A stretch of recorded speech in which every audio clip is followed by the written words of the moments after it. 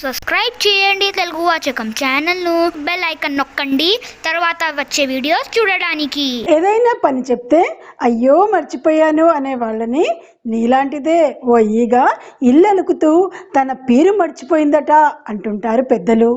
మరి ఆ ఈగేంటో, ఇల్లు అలకడం ఏంటో, పేరు మరవడం ఏంటో 3వ తరగతిలో మరీ చిన్నపిల్లల కోసం పాడుకుంటూ గుర్తుపెట్టుకునేలా గేయ రూపంలో ఉన్న పాఠం ఇది.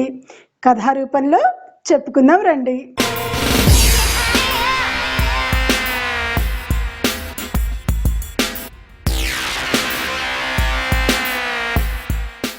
నమస్కారం, నేను సుల్తానా. తెలుగు వాచకం ఛానల్కి స్వాగతం. ఈరోజు మనం తెలంగాణ 3వ తరగతిలోని 8వ పాఠమైన మతిమరుపు ఈగ చెప్పుకుంటున్నాము. మరి ఆ ఈగేంటో, ఆ ఈగ మతిమరుపు ఏంటో చూద్దాం రండి. అనగనగా ఓ రోజున ఈగ తన ఇల్లు అలుకుతూ అలుకుతూ తన పేరు తానే మర్చిపోయింది.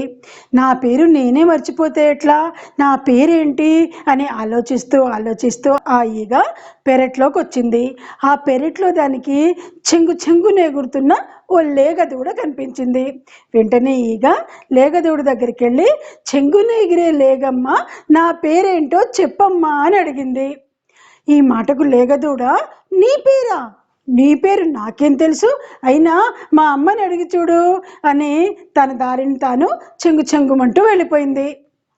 ఈగ అటు చూస్తే అక్కడ ఆవు కనిపించింది. ఆవు దగ్గరికి వెళ్ళి బతులాడుతూ, చెంగునెగిరే లేగమ్మ, లేగను కన్నా ఆవమ్మ, నా పేరేంటో చెప్పమ్మా అని అడిగింది. ఆవు దాని వంక అదోలా చూస్తూ, నీ పేరా? నీ పేరు నాకేం తెలుసు, అయినా నన్ను మేపే మల్లన్నను అడిగి చూడు అని చెప్పి తన తొవ్వన తాను పోయింది. ఈగ మళ్ళీ మల్లన్న దగ్గరికి వెళ్ళింది. మల్లన్న దగ్గరికి వెళ్ళి మొహం దీనంగా పెట్టి, చెంగున ఎగిరే లేగమ్మ, లేగని కన్నా ఆవమ్మ, ఆవును మేపే మల్లన్న, నా పేరేంటో చెప్పన్నా అని అడిగింది. మల్లన్న కొంచెం సేపు ఆలోచించి, నీ పేరా? నీ పేరు నాకేం తెలుసు, ఆ నీడనిచ్చే చెట్టును అడుగు అని సలహా ఇచ్చిండు. ఈగ దబదబా ఎగిరింది. చెట్టు ముందర వాలింది. చెంగున ఎగిరే లేగమ్మ, లేగని కన్నా ఆవమ్మ, ఆవును మేపే మల్లన్న, నీడనిచ్చే చెట్టమ్మ, నా పేరేంటో చెప్పమ్మా అని చెట్టు చుట్టూ తిరిగి బేలగా అడిగింది. ఆ మాటకు చెట్టు, నీ పేరా? నీ పేరు నాకేం తెలుసు, నా నీడను పడుకున్న గుర్రాన్ని అడుగు అని సలహా ఇచ్చింది. ఈగ అక్కడే ఉన్న గుర్రాన్ని చూసి, చెంగున ఎగిరే లేగమ్మ, లేగని కన్నా ఆవమ్మ, ఆవును మేపే మల్లన్న, నీడనిచ్చే చెట్టమ్మ, చెట్టు కింద గుర్రామ్మ, నా పేరేంటో చెప్పమ్మా అంది. ఆ మాటకు గుర్రం ఈగను ఎగాదిగా చూసి, నీ పేరా? నీ పేరు నాకేం తెలుసు, అయినా నా కడుపులో ఉన్న బిడ్డను అడుగు అని వెక్కిరింతగా అన్నది. వెంటనే ఈగ దాని కడుపు దగ్గరికి వెళ్ళి, చెంగున ఎగిరే లేగమ్మ, లేగని కన్నా ఆవమ్మ, ఆవును మేపే మల్లన్న, నీడానిచ్చే చెట్టమ్మ, చెట్టును కట్టిన గుర్రామ్మ, గుర్రం కడుపుల పిల్ల, నా పేరేంటో చెప్పమ్మా అని నోరారా అడిగింది. అడగంగానే గుర్రం కడుపులోని పిల్ల, నీ పేరా? నీ పేరు ఈగ కాదు అని గట్టిగా నవ్వింది. వెంటనే ఈగ, అమ్మయ్యా, ఇప్పటికి నా పేరు దొరికింది, నా పేరు ఈగ కదూ, అవునవును, నా పేరు ఈగ, ఈగ అంటే ఈగనా, ఊరు వాడ ఏలనా అంటూ గిర్రున తిరిగి ఇంట్లోకి తుర్రుమని పోయింది.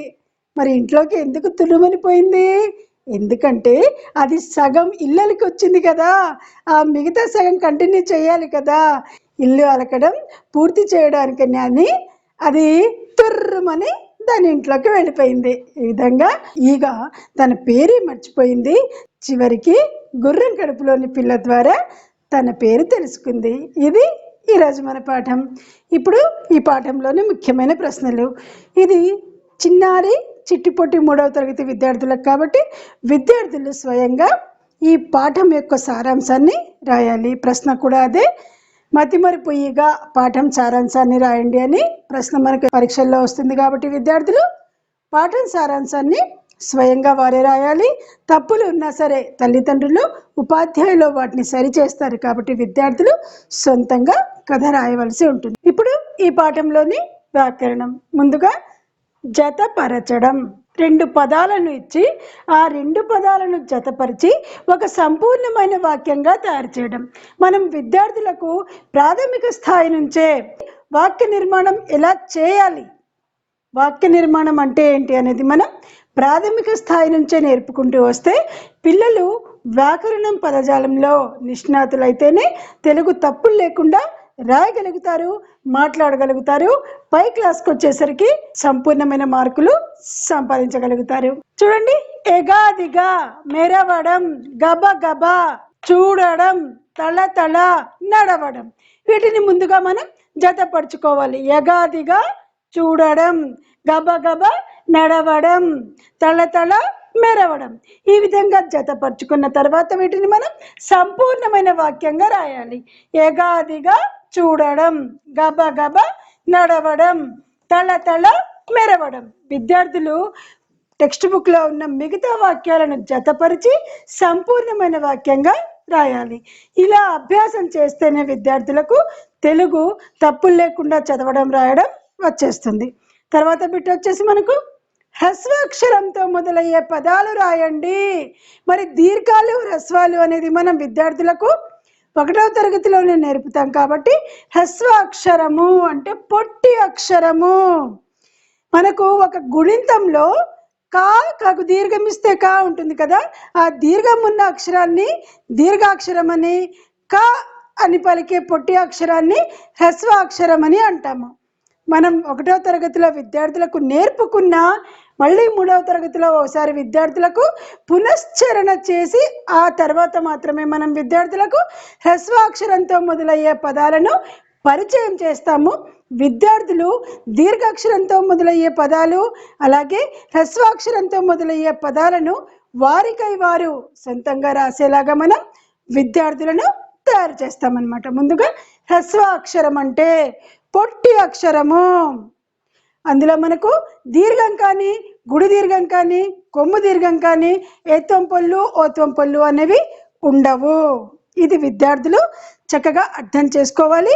అప్పుడే హ్రస్వాక్షరంతో మొదలయ్యే పదాలను వారు సొంతంగా రాయగలుగుతారు. చూడండి, మల్లన్న, మా అనేది పొట్టి అక్షరము, దీన్ని మనం హ్రస్వాక్షరము అంటాము.